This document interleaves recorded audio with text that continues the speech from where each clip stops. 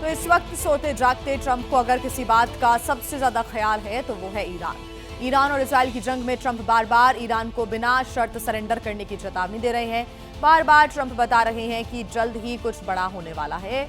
War room में बैठकर final plan बना रहे हैं। तो फिर ऐसा क्या था कि ईरान के खिलाफ छिड़ी सबसे बड़ी लड़ाई के बीच ट्रंप को पाकिस्तान की याद आ गई। पिछले 2 दशकों से जो नहीं हुआ वो अब हो गया था।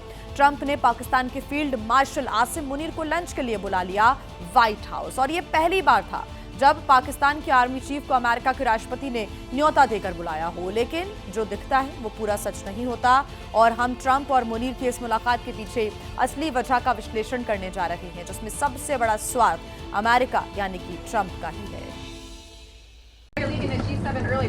Well, I have to be back. Very important. I want to just thank our great host.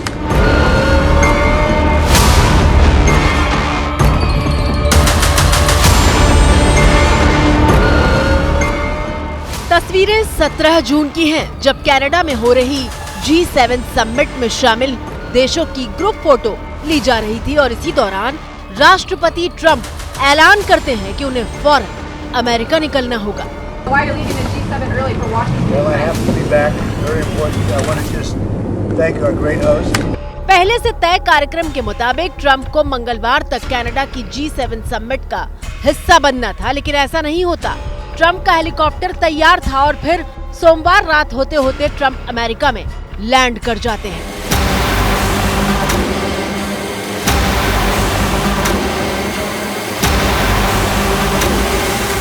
सवाल यह है कि डोनाल्ड ट्रंप को G7 की बैठक बीच में छोड़कर क्यों जाना पड़ा?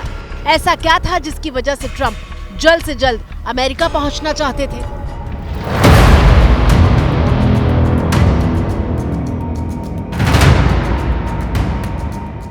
जी हां, इस सवाल का सबसे स्वाभाविक जवाब तो ये था कि ईरान और इजराइल के बीच छिड़ी जंग, जिसमें अमेरिका ईरान के खिलाफ और इजराइल की ढाल बनकर उसके साथ खड़ा है।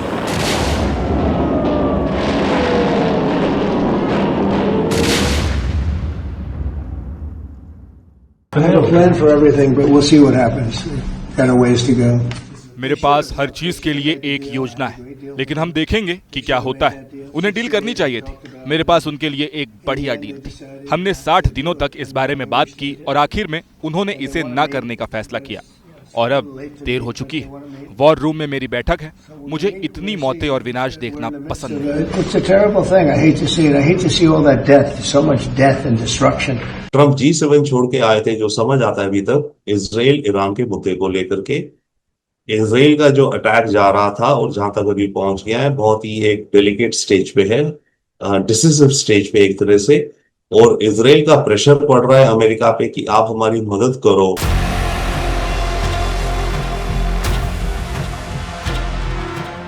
तो क्या ईरान के खिलाफ कोई बड़ा फैसला करने के लिए ट्रंप फौरन अमेरिका लौटे थे? तो जवाब है नहीं, क्योंकि ट्रंप पाकिस्तान के फील्ड मार्शल को लंच देने के लिए अमेरिका लौट आए थे।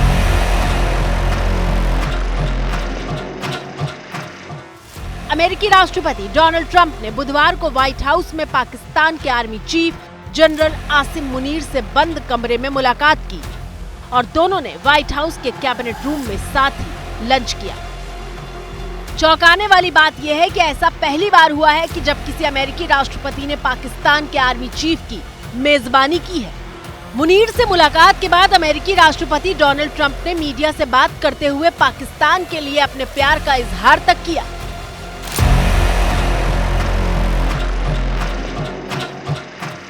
Well, I stopped a war between Pakistan. I love Pakistan. I think.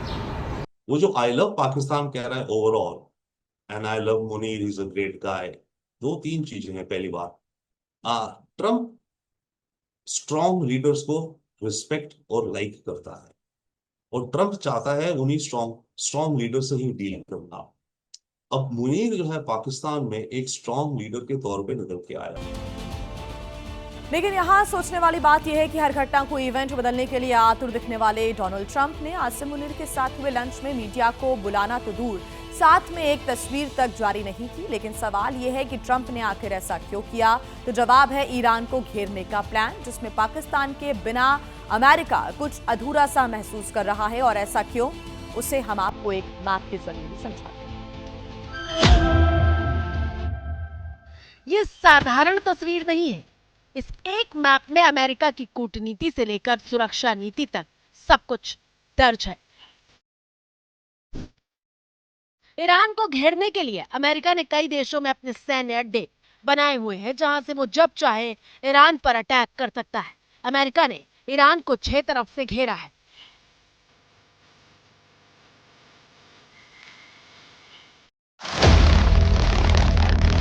Saudi अरब में अमेरिका के फाइटर जेट से लेकर हजारों सैनिक ईरान को घेरने के लिए मौजूद हैं। सऊदी के बाद बहरीन में अमेरिका खड़ा है। बहरीन के बाद जॉर्डन में 2000 सैनिक, तो कुवैत में 5000 अमेरिकी मरीन कमांडो मौजूद हैं, जबकि